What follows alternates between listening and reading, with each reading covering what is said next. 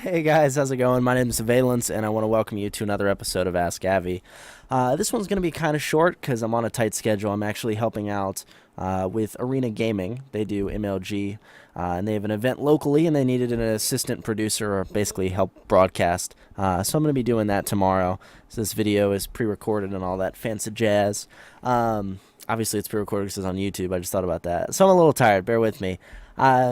Basically, if you don't know what Ask Avi is a question and answer show that airs every Tuesday and every Friday, where you guys can ask me questions in the comments below or on Facebook or on Twitter or just things I want to talk about. And I go ahead and I pull those questions, put them on a list, and I talk about them. Now, this episode is pretty cut and dry. It's basically going to be what I'm looking forward to at E3. E3 this year is definitely going to be interesting. I mean, because we already know what the two new consoles are, and they've kind of showed off all the features except for the games. So E3, I think, is going to be the reinvigoration of the gaming industry that we so desperately need after 8 years of the current-gen consoles. Perfect example, I'm actually playing and reviewing a game, State of Decay, for Gamer Assault Weekly this week, and it's an arcade game, and it's fantastic, but it can't handle a lot of bodies, a lot of zombies on screen at one time or sudden transitions, simply because of the hardware limitations on the 360. Even downloading Mafia 2, I have it directly on my hard drive. I'm still having a few problems with some of those games. Now, those could be specific games, but I mean, it just goes to show the limitations of the 360's hardware. It is 8 years old, and the PlayStation's is almost equivalent to 8 years old, so it's really rough to kind of see those transitions. Now, I'm really interested to see kind of what comes out this year at E3. I'm not really big on a lot of the titles. I mean, we're going to see obvious stuff like Call of Duty, Ghosts, oh boy, and we're going to see, which they're doing Call of Duty's doing another press conference before E3. So they were at the Microsoft briefing, had their own one before, and now they're doing another one before E3, which I'm sick of. No one cares.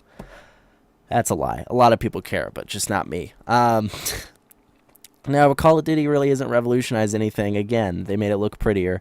And I'm interested to see maybe if they kind of do revolutionize something. However, I highly doubt they will. I know we're going to see the next Halo. You know the next Halo's coming. Destiny's coming as well. But these are titles that, we know about. I mean, Grand Theft Auto, Assassin's Creed 4. A lot of these titles we already know about, and they really aren't, pushing any boundaries, so to speak. I'll play them and I'll enjoy them, but I'm looking at new IPs, and that's what I'm really excited for this year.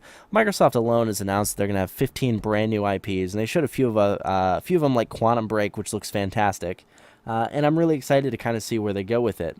Now, the big thing is, excuse me, nose itch. The big thing is, though, I love seeing a lot of games that I've been playing being supported. What do I mean? Well, you guys know I've been playing a lot of Warframe if you followed me for any consistent amount of time. And Warframe was picked up by Sony and, not picked up, but partnered with Sony to bring Warframe to the PlayStation 4, which is something that they've been wanting to do. And while I would have loved to see it on Microsoft's end, I know Microsoft's very stringent on those kind of things. They like to own the property that they are putting on their console, and that's that. But it'll be interesting to kind of see what these new consoles deliver. We know they do TV and Facebook and touchpad and this, that, and the other, but it really isn't anything like drastically significant or drastically different that's really blowing my mind. So I'm hoping that the games do. The two biggest pieces I'm excited for straight up are Elder Scrolls Online and I want a Fallout 4 teaser trailer. I know they're working on it. There's every hint that's told us that they are, and I would love a 30-second to 3-minute Fallout 4 teaser trailer, and, I'd be okay with it, because I'm interested to see how they furthered it even more. When Fallout 3 first came out, it was gorgeous. Same with Skyrim, and I'm interested to see what they do in the next generation of consoles. Now, I know Bethesda's really big on, PC, but they have leaned a lot more towards the console, as included by Skyrim's UI setup and everything like that. But I think it'll be very interesting to see what they do next. I'm really excited for the Elder Scrolls Online. I want to see more of it. I wish I could be there and actually play it, but unfortunately I'm not going to E3 this year, probably next year. So, we have that going on. As far as E3 goes, I mean, in all honesty, guys, I know I should have a lot more that I'm excited about, but I'm really not. I've become a PC guy. I love my PC to death.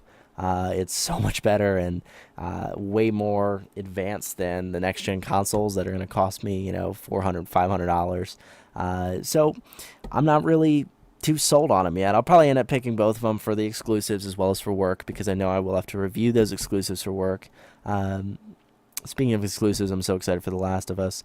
But anyway, that's kind of the gist of it. I mean, Elder Scrolls Online, I'm looking forward to. I want something from Fallout 4. Watch Dogs, I'm interested if they're going to show any more story or cool features, but they've really kind of just been teasing stuff and not actually explaining it. So I'm looking forward to see if anything comes there. We know Nintendo's not going to be there this year for whatever reason. I'm interested to see, though, they're going to actually let customers play these Nintendo titles and stuff at Best Buy that they're going to be announcing. So it'll be interesting. I think that's an interesting way to do it. And it could, this E3 could actually revolutionize the way press is done with everyone holding their own press conferences. I just hope that a lot of the developers haven't forgotten that we want something new and fresh, and we don't want something that's rinse, repeat, and rehash with better graphics. So I'm excited to see what's coming next, especially with Unreal Engine 4 and some of these new engines that they've been talking about, showing off briefly, but not actually, showing us a game that's running on them. So I'm interested to see how all these things handle. But it should be an interesting E3. I'm sure I'm going to see plenty of interesting coverage. I've used interesting a lot. I'm tired. Bear with me. I'm shooting this at like 1 in the morning, and I got to get up in 6 hours. But other than that, guys, that's kind of my thoughts on E3 for tonight. I will be posting, if there's any significant news, I will be posting different Ask Avis compared to next week on Tuesday and Friday. Remember, if you enjoyed this video, please feel free to like it. Every like helps, and I appreciate it. Also, feel free to subscribe to this channel. I do plenty of gameplay, walkthroughs, stuff like that. It's really just my personal channel, and I'm trying to get a couple shows started. This was one of those shows, and I'm going to be putting up some more Star Wars Let's Plays and stuff too. So I would love for you guys to subscribe to the channel and join the community. As far as submitting a question, you guys know that you can leave one in the comments below. I still don't have any user questions to add to my list in the past couple episodes, so I'd really appreciate it if you guys would ask me something. It's nothing too crazy. The premise of this is a Q&A show, so I would appreciate some questions. But I have plenty of stuff to talk about anyways. That's kind of what's going on there.